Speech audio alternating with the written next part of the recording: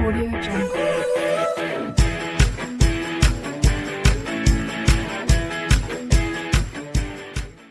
देखिए हम ये एक्सरसाइज 4.2 का स्टूडेंट्स एक्सरसाइज 4.2 उसका क्वेश्चन नंबर 6 है स्टूडेंट्स। एक्सरसाइज 4.2। अब स्टूडेंट देखिए इस क्वेश्चन में हमें ये प्रूफ करना है प्रॉपर्टीज का यूज करके कि इस डिटर्मिनेंट की जो वैल्यू है वो 0 है। ठीक है, अब इसमें स्टूडेंट देखिए हम इसको एक्सपेंड नहीं करना है, हम इसमें प्रॉपर्टी का यूज करेंगे। तो देखिए सबसे पहले हमें थोड़ा सा ऑब्जर्व करें, यहाँ ए है बी है, यहाँ पर ए है और सी है, यहाँ पर बी और सी है। ठीक है, तो अगर स्टूडेंट्स इस वाले में हम मल्टीप्लाई कर दें, देखिए इसमें सी से मल्टीप्लाई कर दें और सेकेंड रो में मल्टीप्लाई कर दें बी से और थर्ड रो में मल्टीप्लाई कर दें ए से। अब स्टूडेंट जिससे हम मल्टीप्लाई करते हैं उससे हमें डिवाइड भी करना पड़ता है। तो देखिए इसमें ये कितना हो जाएगा 1/a/b/c। ठीक है, अब c का मल्टीप्लाई हमने r1 में किया तो ये 0 हो गया स्टूडेंट, फिर ये ac आ गया और यहाँ पर हो गया -bc। अब यहाँ b से मल्टीप्लाई करेंगे हम। ठीक है, ये b से मल्टीप्लाई कर देंगे तो ये हो जाएगा -ab और यहाँ पर 0 का 0 ही रहेगा आपका। ठीक है, फिर इसके बाद यहाँ पे -bc। अब इसके बाद जो है ए से यहाँ मल्टीप्लाई आप करोगे तो देखिए ए बी और ये हो जाएगा ए सी और 0। ठीक है, अब स्टूडेंट्स अगर हम किन्हीं दो रो या किन्हीं दो कॉलम को आइडेंटिकल शो कर दें तो इस डिटर्मिनेंट की वैल्यू 0 हो जाएगी। अब थोड़ा सा हम ऑब्जर्व करें, देखिए यहाँ पर ए सी है, यहाँ देखिए फर्स्ट रो में 0 ए सी और -bc, सेकेंड रो में ए बी 0 -bc। अब स्टूडेंट्स जब हमने इसमें ए बी सी का मल्टीप्लाई किया था हमने तो ये मिला था। अब हम क्या देखें कि कुछ इनमें से कॉमन भी आ सकता है क्या। तो अब अगर स्टूडेंट यहाँ इस C1 में से और इस C2 में से और इस C3 में से, ठीक है, अगर हम यहाँ पर इनमें से कुछ कॉमन लें स्टूडेंट्स C1 C2 और C3 में से। ठीक है, अब मान लीजिए अगर यहाँ से हम ए कॉमन ले लें स्टूडेंट, यहाँ से ए कॉमन ले लें। ठीक है, C1 में से हम ए कॉमन ले लें और यहाँ से अगर हम कॉमन स्टूडेंट्स ए ले लें और इसमें से कॉमन हम ले लें कितना C और यहाँ से कॉमन अगर हम ले लें B। ठीक है, देखिए ऐसे आपको ज़्यादा समझ में आएगा। तो अब स्टूडेंट्स अगर हमने यहाँ से ये चीज़ कॉमन ली थी तो देखिए ABC अपॉन ABC। ठीक है, तो ये समझने के लिए देखिए बहुत अच्छा है कि जो कि अब हमें बार बार ये हम नहीं तो भूल जाएंगे किस में से हमने क्या कॉमन लेना है। ठीक है, या तो फिर लिखिए आप उसको। ठीक है, तो taking out a common A C and B, ठीक है, from C1 C2 and C3 respectively, तो ये कॉमन ले लिया। अब देखिए हमने यहाँ से 0, यहाँ से ए निकल गया तो यहाँ कितना बचा -b और यहाँ कितना आ गया b आ गया। अब यहाँ पर देखिए स्टूडेंट्स क्या आएगा, ये हो गया 0।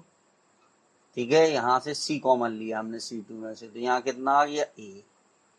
ठीक है, सॉरी ये C कॉमन लिया था A फिर 0, यहाँ आएगा A और यहाँ पर आ जाएगा स्टूडेंट्स 0, यहाँ पर ये 0 आएगा आपका। ठीक है, फिर इसके बाद यहाँ से C निकल गया तो यहाँ A आ गया। ठीक है, अब चलिए इधर से हमने B कॉमन लिया तो देखिए C B कॉमन लिया था तो -C और यहाँ से C भी कॉमन हो सकता था, B भी कॉमन हो सकता था। अब ये थोड़ा सा हमें स्टूडेंट इसमें ध्यान देने की जरूरत है कि कुछ सिमिलर अगर हमें मिल जाएगा तो हमारा काम आसान हो जाएगा। ठीक है, तो अगर यहाँ से अब देखिए यहाँ पे डिफरेंट मिल रहे हैं, हमें ये कॉमन लिया तो यहाँ B मिला, यहाँ A मिला और यहाँ पर C मिला, तो अभी यहाँ से हम नहीं लेंगे। ठीक है, अब हमें कुछ दूसरा सिलेक्ट करना पड़ेगा क्योंकि इसमें देखिए स्टूडेंट अप्रोक्सीमेशन करना पड़ेगा हमें। ठीक है, बिना अप्रोक्सीमेशन के हम डायरेक्ट जो है नहीं समझ में आएगा। चलिए तो ये इसको भी देखिए हम इरेज किए दे रहे, थोड़ा सा टाइम लगेगा लेकिन बात आपको अच्छे से समझ में आएगी स्टूडेंट्स। ठीक है,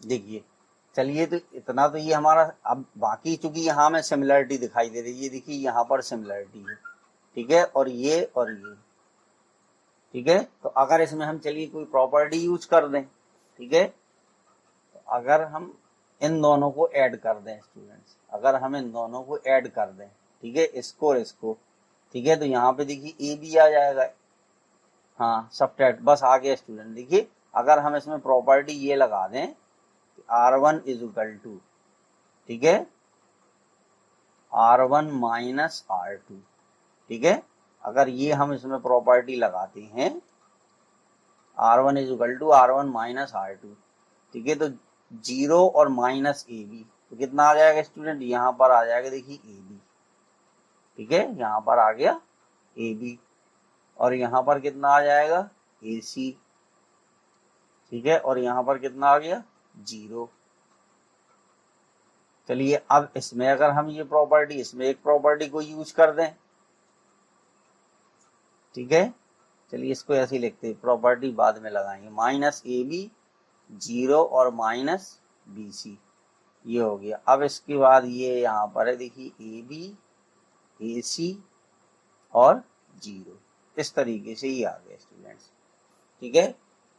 अब देखिए यहाँ पर ये देखिए ये वाली रो और ये वाली रो हमारी कैसी आ गई स्टूडेंट, दोनों सेम आ गई, ठीक है, देखिए एक ही बार में आ गया 1/AB से, उससे कोई फर्क नहीं पड़ेगा। R1 is equal to R1 minus R2, तो 0 और माइनस माइनस ए बी, तो ए बी आ गया, ए सी माइनस 0 ए सी आ गया, तो ये 0 आ गया। तो अब स्टूडेंट देखिए ये R1 और R3, ये R1 और ये R3, तो R1 and R3 are identical, ठीक है। अब ये हो जाएगा students because R1 and R3 are identical, ठीक है।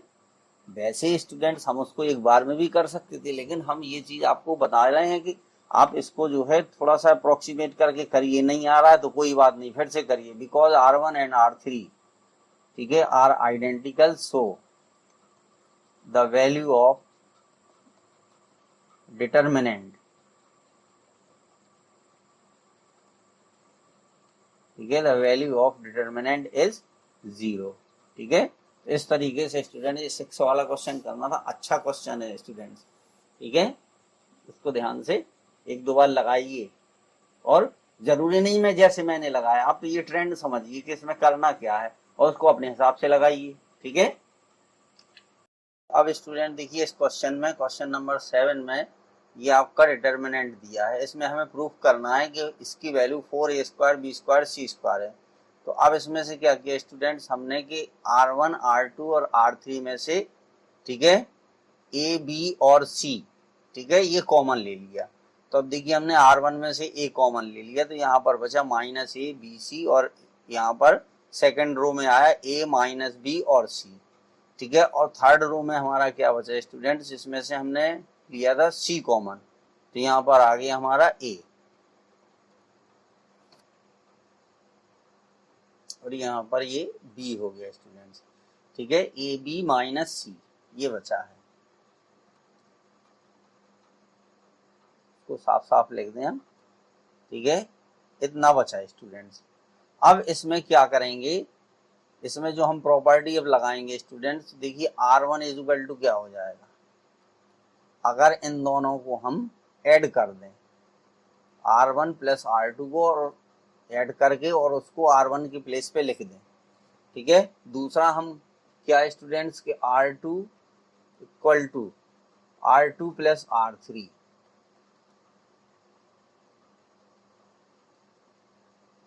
ये हो गया, ठीक है। तो अब R1 प्लस R2 जब ये करेंगे तो देखिए कितना आएगा, माइनस ए प्लस ए करें लिखे हुए अब 0 आएगा, बी माइनस बी करेंगे यहाँ 0 आएगा स्टूडेंट, सी प्लस सी करेंगे 2c आएगा। जब R1 और R2 को ऐड करेंगे तो ये मिलेगा हमें।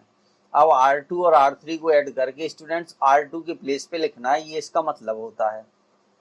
तो यहाँ पर आएगा 2a 0 0, फिर R3 हमारी सेम आ जाएगी ए बी और सी, ठीक है।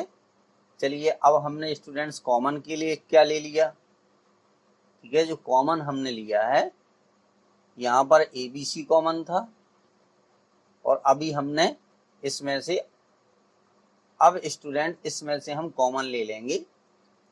देखिए R1 में से 2C कॉमन आ जाएगा और R2 में से 2A कॉमन आ जाएगा। तो जब ये हम कॉमन लेंगे तो ये ABC हमें पहले से दिया था, यहाँ पे हमें कॉमन 2A मिला, 2C और 2A, ठीक है, ये दो कॉमन आ गए स्टूडेंट्स। फिर इसके बाद हमें क्या मिला, देखिए 0 0 और 1, यहाँ पे क्या आया A 0 0, फिर यहाँ पे क्या आया A B और C, ठीक है। तो अब इसमें स्टूडेंट्स हमको एक्सपेंड करना पड़ेगा इसको, बिना एक्सपेंड किए हमें इसकी वैल्यू, क्योंकि किसी भी डिटर्मिनेंट को हम ऐसे नहीं कह सकते कि उसकी वैल्यू 0 है या उसकी वैल्यू 1 है, ठीक है। तो हमें क्या मिलेगा स्टूडेंट 4A², ठीक है, B और C² इतना आ गया। अब इसको हम एक्सपेंड कर देंगे, ठीक है, तो इसको हम कर देंगे एक्सपेंड अलोंग जिसमें 2 0 हों, ठीक है। तो एक्सपेंड अलोंग R1 हम इसको कर देंगे। तो जब हम इसको एक्सपेंड अलोंग R1 करेंगे तो देखिए इस वाले 0 के लिए वैल्यू 0 हो जाएगी, फिर -0, तो इसके लिए भी वैल्यू 0 आ जाएगी, फिर ये बचा हमारा ये 1, तो इस 1 के लिए क्या आएगा, ठीक है, इस 1 की अगर हम बात करेंगे 0 0 1, तो यहाँ पर आ जाएगा AB -0, AB -0, ये आएगा AB -0। तो देख लें स्टूडेंट्स कहीं कुछ गड़बड़ हुई है क्या, देखिए 0 0, यहाँ से 2C कॉमन लिया था, यहाँ से 2A कॉमन लिया था, यहाँ से ABC कॉमन लिया था, कुछ माइनस ये हो गया, माइनस ये 0 हो गया, ये 2C आ गया, जब इसको ऐड किया था यहाँ 0 यहाँ 0 यहाँ 2A आ गया था, ठीक है। हाँ लिखने में देखिए ये स्टूडेंट यहाँ गड़बड़ हो गई, ठीक है, बाकी सबको सही है। यहाँ पर हमें क्या लिखना था, 2A कॉमन लिया तो यहाँ 1 आएगा, कितना आएगा स्टूडेंट्स 1 आएगा, ठीक है, यही मिस्टेक हो गई थी, यहाँ पर हमें 1 लिखना था, ठीक है। अब जब 1 लिखा था तो यहाँ पे B आ जाएगा, कितना हो जाएगा, ये आ गया, ठीक है। क्या हो गया स्टूडेंट, देखिए 1B 1 इंटू B, तो B -0 आ गया, तो इसकी वैल्यू B आ गई, कितनी आ गई 4A² BC² और इंटू B आ गया, तो ये हो गया 4A² B² और C²। तो ये स्टूडेंट इस तरीके से इस क्वेश्चन को हमें 7 नंबर को सॉल्व करना था। तो थोड़ी सी स्टूडेंट्स ये क्वेश्चन आप लोगों की प्रैक्टिस मांगती हैं, ठीक है, और कोई प्रॉब्लम नहीं है। थैंक यू स्टूडेंट्स, प्लीज़ आप लोग हमारे चैनल को लाइक और सब्सक्राइब